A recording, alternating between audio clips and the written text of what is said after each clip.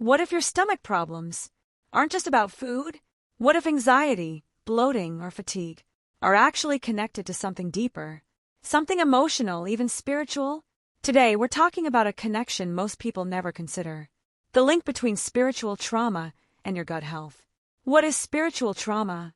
Spiritual trauma happens when deeply held beliefs, especially about identity, purpose, or faith, are suddenly challenged, broken, or lost.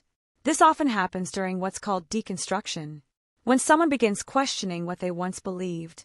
And while this can lead to growth, it can also create intense stress, fear, guilt, and uncertainty.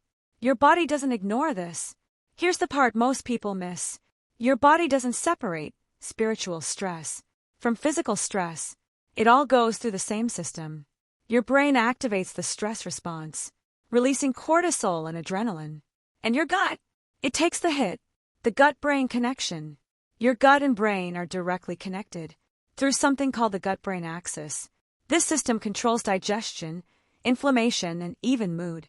In fact, about 90% of your serotonin, your feel-good chemical, is produced in your gut. So when your mind is under stress, your gut reacts immediately. What spiritual trauma does to your gut, when someone is going through spiritual turmoil, their body often stays in a prolonged stress state. This can lead to digestive issues, bloating, loss of appetite, or overeating, fatigue, even conditions like irritable bowel syndrome. Not because of food, but because the body feels unsafe. Why this connection is ignored? Most people treat gut problems with diet changes alone. And while diet matters, it's not the whole picture. You can eat perfectly clean and still feel terrible if your nervous system is overwhelmed. This is why emotional and spiritual stress often go undiagnosed. Healing starts deeper. Real healing starts when you address both sides, not just what you eat, but what you're carrying mentally and emotionally. That might mean processing beliefs, reducing stress, talking through trauma, rebuilding a sense of identity and safety. Because when your mind begins to settle, your body often follows.